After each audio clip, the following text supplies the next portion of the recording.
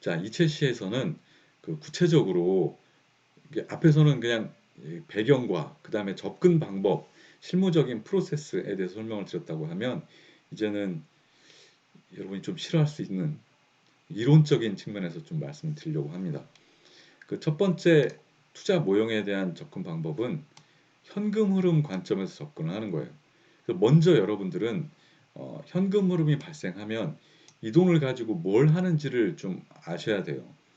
보통 이제 1년을 마무리하고 나면 내 현금 흐름은 진짜 재무장부가 아니라 내 손에 있는 현금이 얼마나 있느냐에 따라 결정이 되는 거예요. 그랬을 때 이 돈이 남았다고 칩시다. 여러분은 이 돈을 어디에 쓸 것이냐. 크게 세 가지에 쓴다고 보시면 돼요. 첫 번째가 투자, 두 번째가 배당이나 자사주를 매입하는 좀 더 주주에 관련된 그 현금 흐름이라고 볼 수가 있겠죠. 세 번째는 부채 상환, 대주단에 대한 거라고 볼 수 있겠죠. 그래서 굳이 이해관계를 따지자고 하면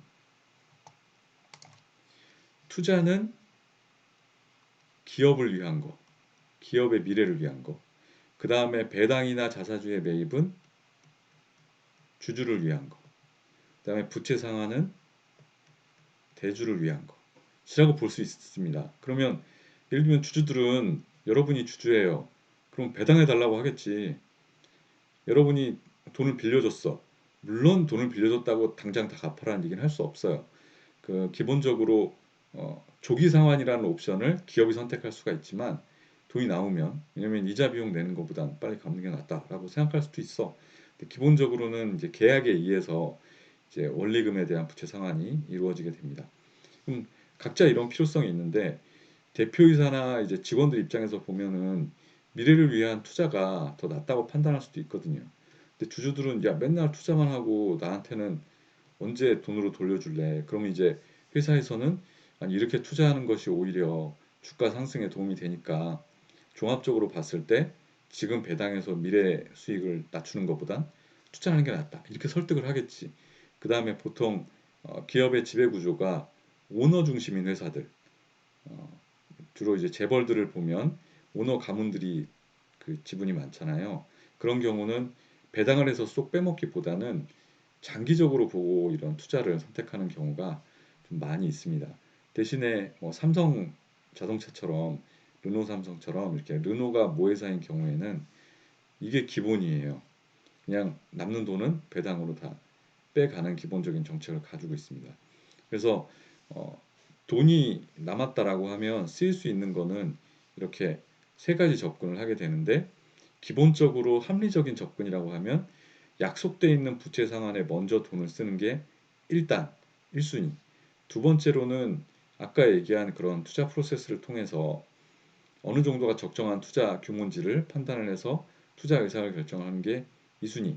그렇게 하고 남았는데도 돈에 좀 여유가 있다. 그러면 배당을 한다든지 아니면 자사주를 매입하는 정책을 이제 가져갈 수가 있다. 자, 그럼 그 중에서 투자를 하기로 결정을 했다. 그러면 결정을 해야 돼요. 여기 하나가 더 있어야 되겠다. 내부 유보금으로 내가 가진 돈으로 투자를 하겠다. 이걸 제일 먼저 생각을 해야지. 근데 이 돈이 이제 좀 부족할 수가 있다라고 하면 외부에서 돈을 빌리거나 아니면 주식을 발행을 하거나 주식을 발행을 하려면 이제 기존 주주들이 동의를 하고 일단 기존 주주들한테 투자를 할래? 라고 물어보고 난 안 할 거야. 그러면 이제 제3자 지정을 통해서 주식을 발행을 할 수도 있어요. 그래서 이렇게 2단계로 돈을 어떻게 쓸 거냐와 투자 결정을 했을 때 어떻게 조달을 할 거냐. 굉장히 중요한 얘기입니다. 그래서 이러한 그 재무적인 의사결정을 먼저 생각을 해야 된다. 그러면 자 다시 아까로 돌아가서 그러면 투자는 어떻게 할 것이냐에 대해서 우선적으로 고민할 것은 현금 흐름인 거죠. 현금 흐름이 좋으면 투자를 더 많이 할 수 있고 현금 흐름이 나쁘면 투자 못 하는 거지. 이게 좀 쉽게 생각할 수 있는 예를 들면 여러분만 해도 어? 투자라고 할 수 있는 게 뭐가 있을까? 컴퓨터를 산다. 이거는 감가상각이 있는 투자잖아요. 투자를 하려고 하는데 여러분이 돈이 있어야 투자를 하지. 없으면은 물론 이렇게 부채 꿔서라도 할 수 있겠지만 기본적으로 모든 자금을 다 꿀 수는 없단 말이야. 내 돈이 어느 정도는 그래도 있는 상황 하에서 꾼다고 볼 수가 있겠죠. 그래서 현금 흐름 관점에서 첫 번째, 투자 규모가 결정이 된다.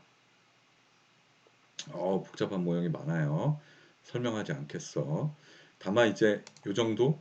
그러면 돈이 있다고 하면 도대체 아니다. 넘어갑시다. 어쨌든 현금 흐름이 투자의 중요한 설명 변수다라고 이제 보고 있는 것이고 내부 자금 보유 수준은 투자와 양의 상관관계를 갖고 있다는 기존의 연구들이 있다. 그런데 한국의 재벌 기업들은 이게 제약 조건으로 작용하지 않았다는 국내 연구도 있다. 그러니까 이제 상반된 게 다 있는 거지. 그리고 이제 아까 투자 모형 같은 경우에 경영자는 이제 내부 자금을 이제 선호한다. 바로 쓸 수가 있기 때문에 그 다음에 자본 비용도 낮다. 그런 측면에서 현금 흐름이 좋다는 얘기를 하고 있는 거죠. 설명 변수로. 그래서 현금 흐름이 좋으면 이 자금을 쓰는 게 훨씬 이제 경영자 입장에서는 편하다라는 관점. 그러니까 그 유동성 측면에 설명하는 법, 경영자의 선호도를 가지고 설명하는 법, 그다음에 패킹 오더 이론을 가지고 설명하는 법 등등이 있다. 이거는 넘어가기로 할게요.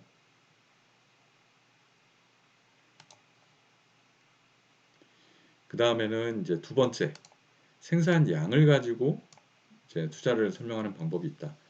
그거를 이제 멋있게 말해서 악셀러레이터 모형이라고 얘기를 하는데 생산량 또는 생산 능력 활용률을 가지고 투자 규모를 보는 관점입니다. 예를 들면 생산량이 이렇게 늘고 있어요. 근데 현금 보유 상황은 뭐 이렇다. 그럼 어떻게 해야 돼? 아까 모형을 가지고는 우리가 이렇게 줄어드니까 투자를 하면 안 되지. 그런데 생산량 자체는 계속 늘고 있다라고 하면 미래의 성장을 위해서 투자를 해야 되는 거지. 그 다음에 내가 가지고 있는 생산 능력 캐파를 봤을 때 옛날에는 가동률이 굉장히 높다가 가동률이 이렇게 떨어지고 있어. 이만큼이 남아. 그럼 투자를 해야 돼요? 아니지. 근데 기존에는 한 50% 돌리고 있다가 최근에는 이제 거의 90% 이상 돌리고 있어. 그 얘기는 생산 캐파가 이제 꽉 채워진다는 얘기니까 이거랑도 관련이 있어요.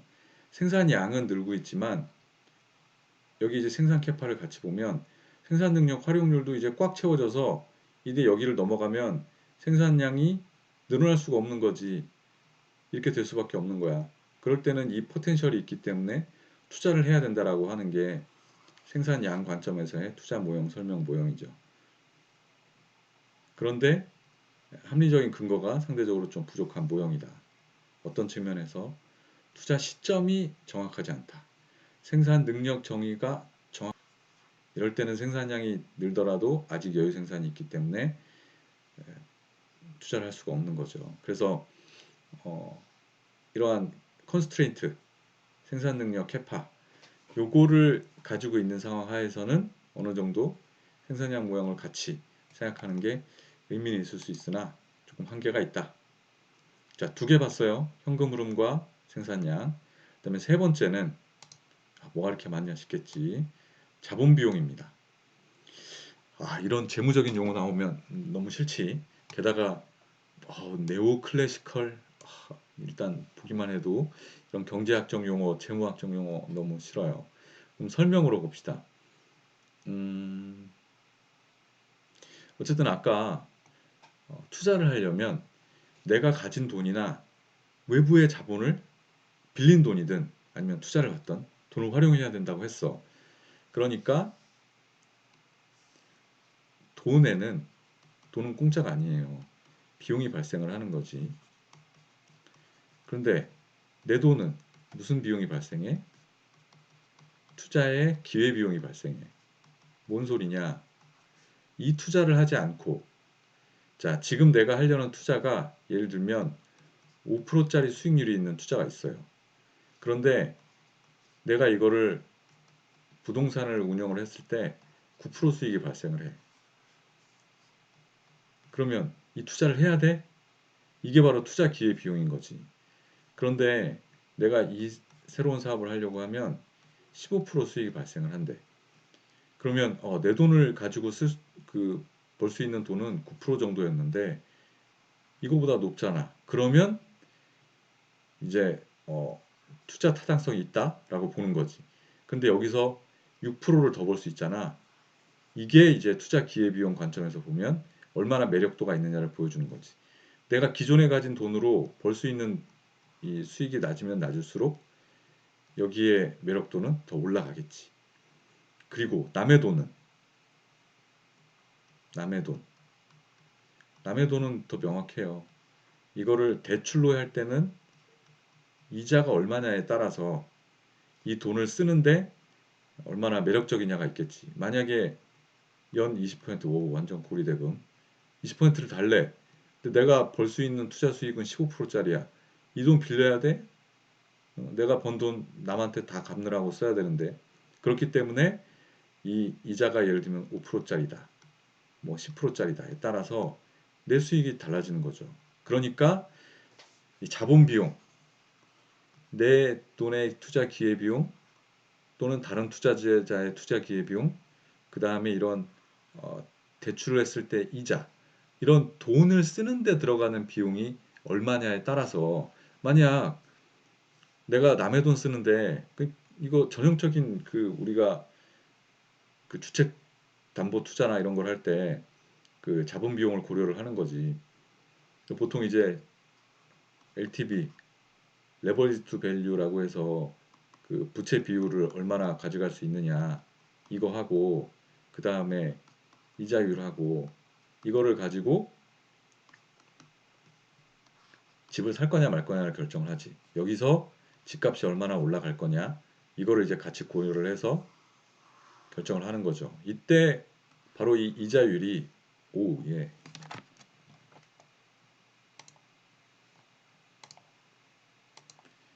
잠시만.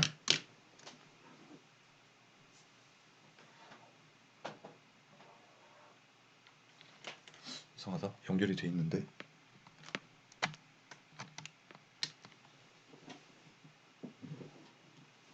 그런 측면에서 이런 자본 비용이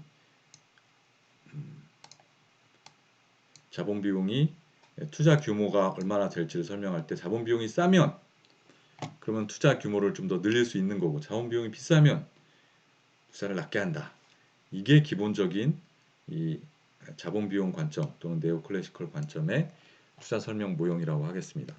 근데 자본 비용은 측정이 좀 힘들어. 그리고 지표를 어떻게 쓰느냐에 따라서 서로 달라요. 그 다음에 뭐 테크니컬한 부분의 정의에 따라서 또 다를 수가 있고 그래서 대부분 또 자본 비용은 이제 가중평균 자본 비용 웩을 이제 사용하는데 이런 부분이 뭐 아주 용이하지는 않다. 자, 세 가지 봤어요. 계속 리뷰를 하면서 현금 흐름, 생산량, 자본 비용 언제 끝나냐? 투자 영향력이 너무 많아. 이걸 다 설명한 건 안 되겠다. 이제 핵심적인 거 여러분들이 봤으니까 나머지는 몇 개만 좀 봅시다. 그 다음에 이제 네 번째는 기업 가치다. 기업 가치는 어떻게 표현할 수 있지? 우리가 주로 마켓 캡이라고 얘기하는 시장 가치.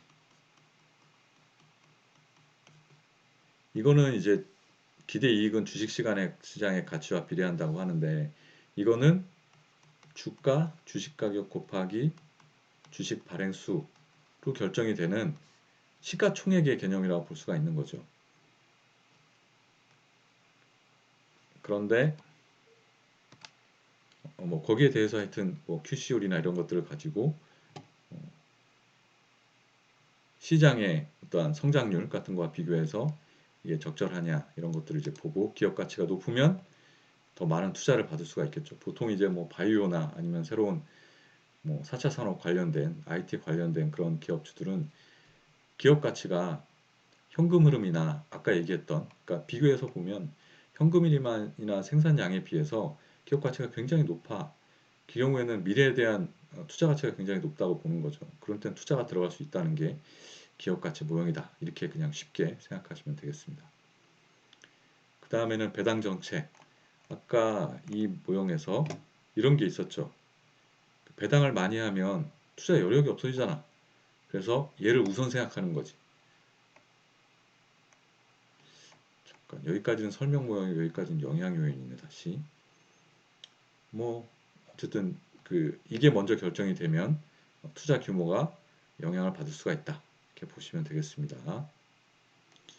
그래서 배당 자체가 남는 돈으로 하는 거냐 아니면 전략적으로 먼저 배당하는 거냐에 따라서 투자가 영향을 받을 수 있다 보시면 되겠습니다. 이런 건 다 넘어가고, 배당금 왜 이렇게 많이 나오니? 자, 그 다음에 여기까지는 회사의 좀 더 이제 재무 상황 또는 생산 상황에 좀 관련이 높다고 보면, 또 하나는 이제 어쨌든 투자 의사 결정을 하는 경영자 관점에서 우리가 또 볼 이슈가 있느냐, 이거는 앞에 거는 굉장히 이론적인 거지만 여기는 행태적으로 굉장히 중요해요. 성과 중심의 평가, 보상 체계의 영향, 누가? 경영자가. 이런 영향을 받는다는 거야. 두 가지인데 인센티브를 경영자가 받고요. 성과가 좋으면. 그 다음에는 보통 2년에서 4년 사이로 계약을 하는데 성과가 좋으면 연임을 할 수 있어. 그러면 연봉 인센티브를 생각해 보면 한 번만 연임해도 내가 노후를 훨씬 편하게 살 수 있는 자금이 만들어지기 때문에 연임이 굉장히 중요한 이슈예요. 그래서 이런 투자 대비 성과 이런 것들을 보기 때문에 경영자는 투자에 대한 고민을 나의 이익과 연관해서 생각하는 거지. 그래서 실질적으로 이러한 에이전트 문제들이 발생을 합니다. 경영자의 보너스는 성과에 비례하지 않고 캡이 있는 경우, 예를 들면 내가 이만큼을 벌었다. 내 인센티브가 이만큼 따라가는 게 아니라 이 캡에 의해서 어느 정도 이상이 되면 어, 중단된다는 거지. 이 캡 때문에 돈 챙겨서 도망가는 인센티브가 감소한다. 근데 성과가 높을 때는 언더리포트에 대한 인센티브가 거꾸로 있다. 즉 이거를 이만큼 성과를 냈다고 하지 않고 좀 아껴두는 거야. 그 다음 연도에 또 이만큼 성과를 냈다고 하고 그럼 성과를 계속 내가 뽑아 먹을 수가 있겠지.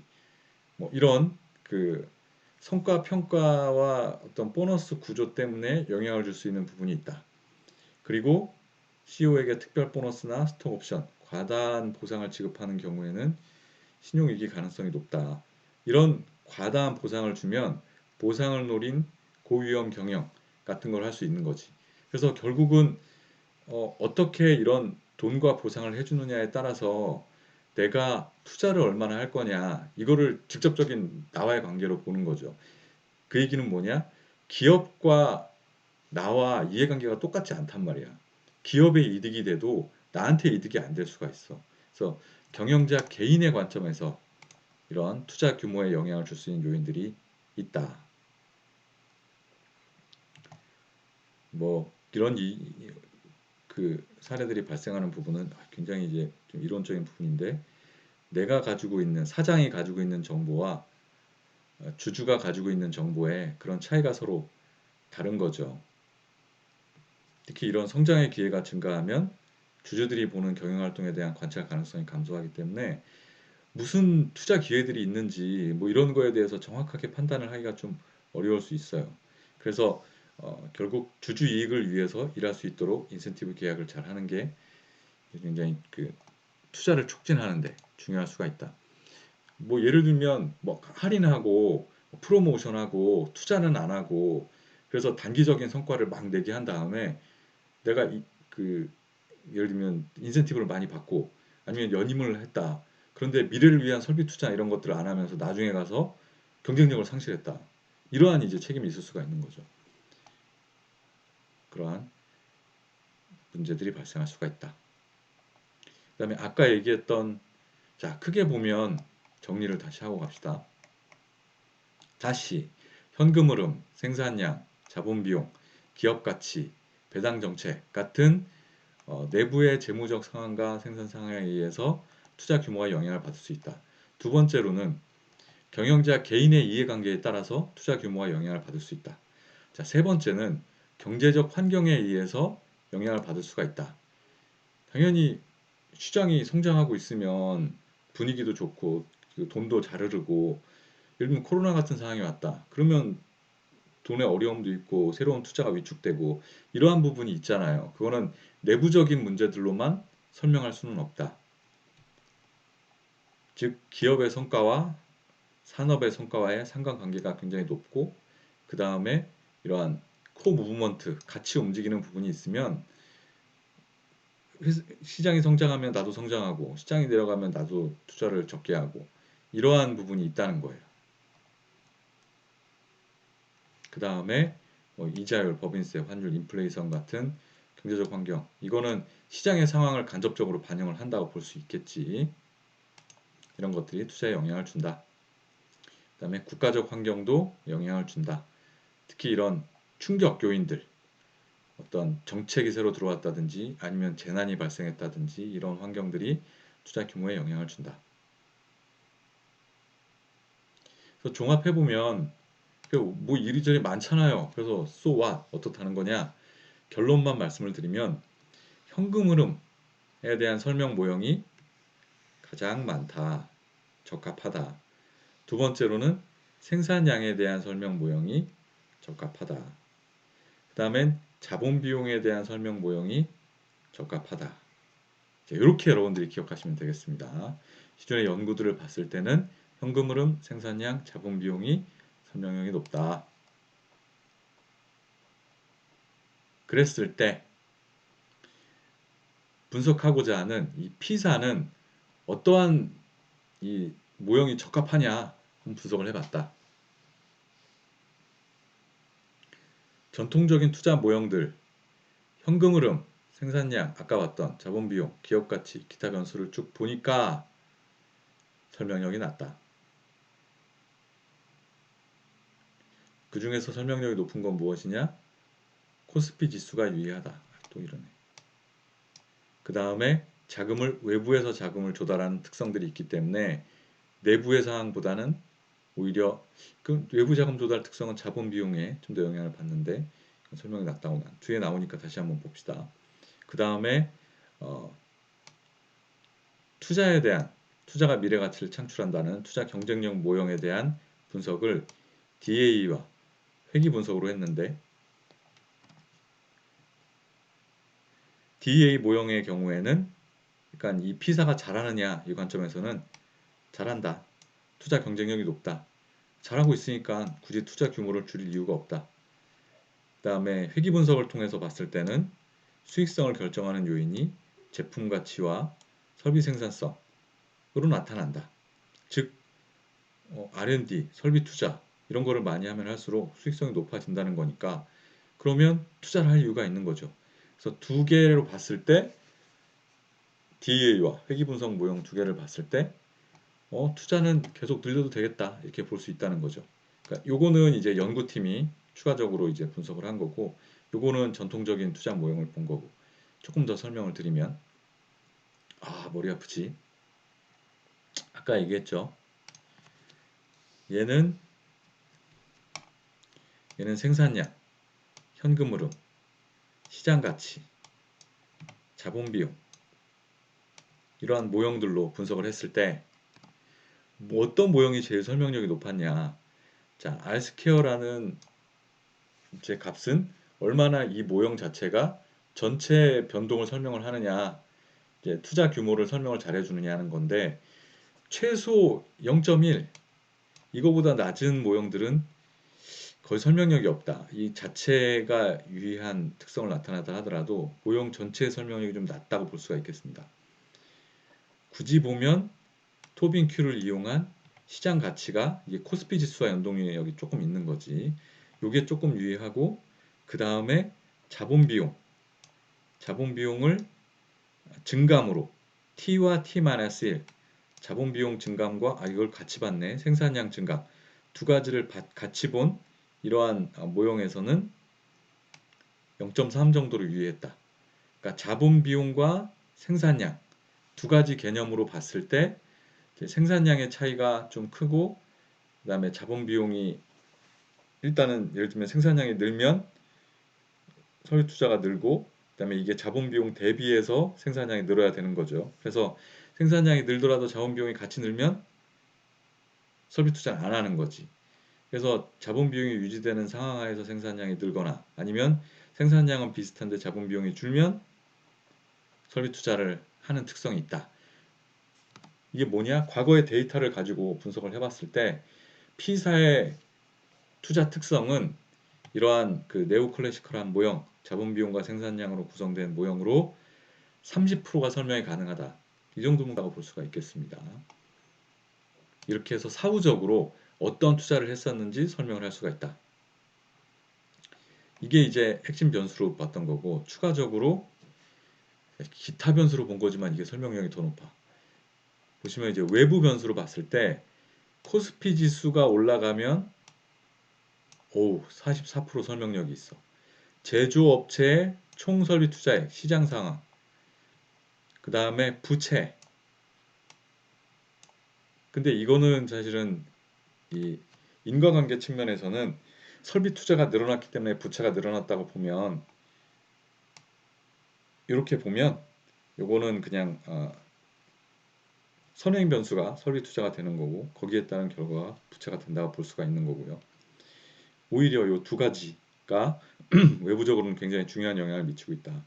그래서 시장 상황이 좋으면 주가 지수가 올라가면 시장이 좋다는 얘기니까 투자를 많이 한다. 그리고 제조업체 나뿐만이 아니라 그 제조업체들의 설비 투자액이 증가하면 나도 많이 하게 된다. 둘이 비슷한 얘기죠. 그래서 결론은 나의 생산량과 자본 비용, 시장의 주가와 투자 추이가 결국은 합치면 이걸 왜 따로 했을까? 이걸 합쳐서 R스퀘어를 분석을 하면 물론 이제 상관관계가 얘랑 굉장히 높으면 좀 상쇄되겠지만 이렇게만 보면 그래도 최소 0.5 이상은 합쳤을 때 설명력이 나오지 않을까 생각을 합니다. 즉 회사 내부의 상황과 외부의 경기 상황을 합쳐놓고 이게 얼마나 많은 투자를 하는지 설명을 하면 괜찮은 투자 패턴이 나타날 것 같다. 시간이 벌써 이렇게 됐어. 지금까지 얘기했던 거에 추가적인 설명이라고 보시면 될 것 같습니다. 자, 일단 여기까지 보고 3차 시에서는 이러다 실물 옵션 이번 주에 설명을 못 하겠네. 일단 하는 데까지 한번 해보도록 하겠습니다.